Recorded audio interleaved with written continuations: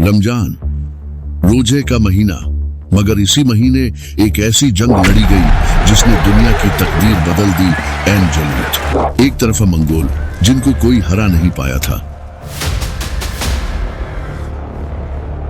दूसरी तरफ रोजेदार ममलूक, कम तादाद मगर अटल ईमान। हम रोजे में हैं, मगर हौसला पहले से ज्यादा मजबूत है।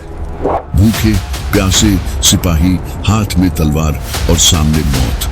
उस सुबह ऐन जलूत की वादी में जो हुआ, उसने इतिहास का रुख हमेशा के लिए बदल दिया। जिसके सामने दुनिया झुकती चली गई। रेगिस्तान की हवा उस दौर में सिर्फ रेत नहीं उड़ाती थी, वो अपने साथ खौफ भी लेकर चलती थी। पूरब की जानिब से एक ऐसी कौम उठी थी जिसका नाम सुनकर बादशाहों की रगों में सर्दी दौड़ जाती। मंगोल। उनकी फौज जहां कदम रखती, वहां आबाद शहर वीरानी में बदल जाते। ऊंची फसीलें, मजबूत किले, बहादुर लश्कर, कोई भी उनके सैलाब को रोक नहीं पा रहा था। लोग कहते थे कि ये वो तूफान है जिसे रोकना इंसान के बस में नहीं। मुस्लिम दुनिया उस वक्त एक इख्तिलाफ, कमजोरी और बिखराव से गुजर रही थी। हर सल्तनत अपने मसाइल में उलझी थी।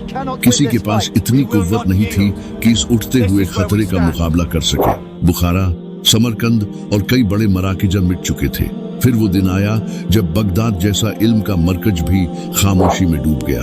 दरियाओं का पानी स्याही से स्याह हो गया और गलियों में ऐसा सन्नाटा उतरा जैसे जमाना रो रहा हो। दुनिया को महसूस हुआ कि उम्मीद की आखिरी शम्म भी बुझ चुकी है। लेकिन तारीख कभी हमेशा के लिए अंधेरा नहीं होने देती। मिस्र की सरजमीन पर ममलूक सल्तनत उभर रही थी। ये वो लोग थे जो कभी गुलाम बनाए गए थे, मगर अपनी मेहनत, जुर्रत और फौजी हुनर से जंग के सबसे मजबूत सिपाही बन चुके थे। उनके दिलों में डर कम था, यकीन ज्यादा। उन्होंने अपनी जिंदगी तलवार, अनुशासन और वफादारी के साथ गुजारी थी।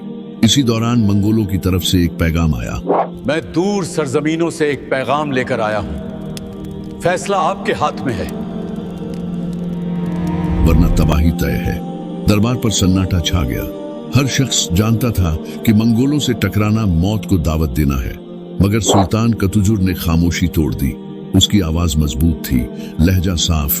अगर हम आज झुक गए तो हमारी आने वाली नस्लें कभी सर उठाकर नहीं जी पाएंगी। ये फैसला आसान नहीं था, मगर कभी कभी तारीख बहादुरी के एक लम्हे का इंतजार करती है।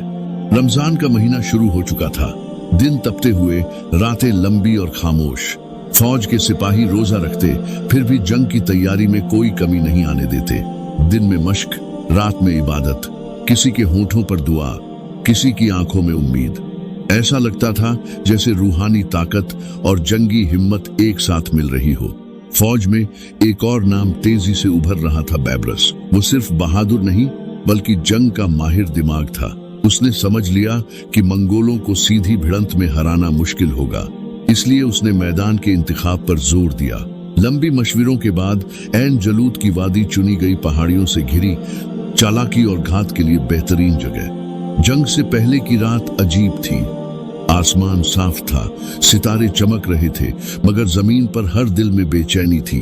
कुछ सिपाही आखिरी बार अपनी तलवारों की धार देख रहे थे, कुछ सजदे में थे, कुछ अपनी अहल अयाल को याद कर रहे थे। मगर सब जानते थे सुबह का सूरज उनकी तकदीर लिखेगा। हवा में हल्की ठंडक थी, मगर दिलों में गर्मी। हर किसी ने खुद से अहद किया, पीछे नहीं हटेंगे।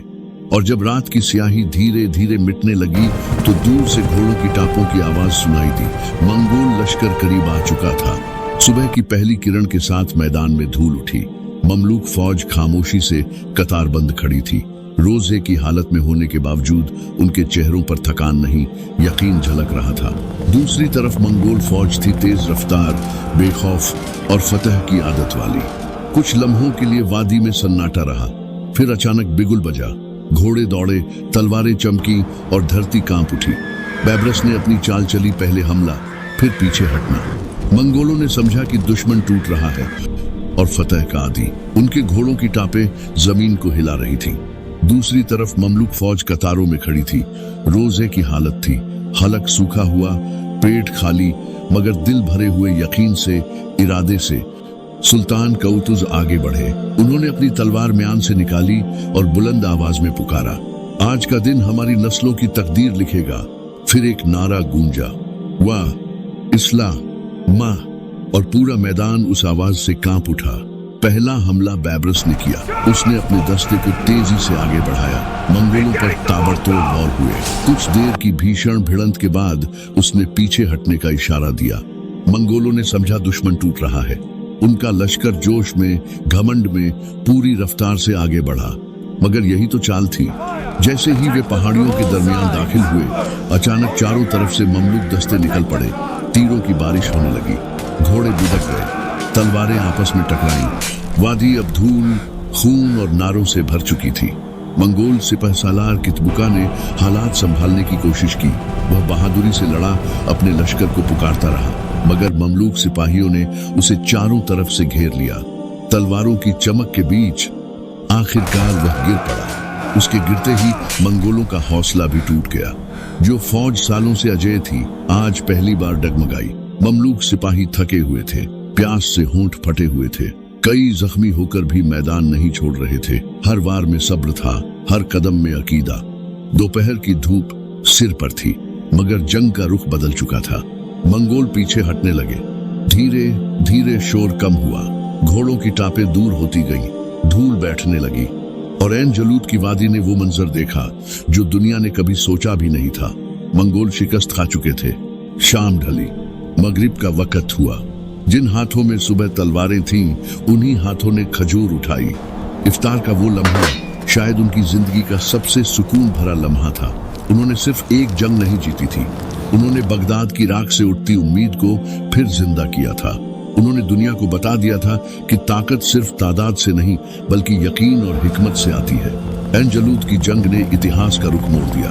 मंगोलों का सैलाब पहली बार रुका, और रमजान के उस दिन रोजे की हालत में कुछ गुलामों की औलाद ने दुनिया की सबसे बड़ी ताकत को हराकर ये साबित कर दिया, जब ईमान जिंदा हो तो कोई तूफान हमेशा नहीं चलता।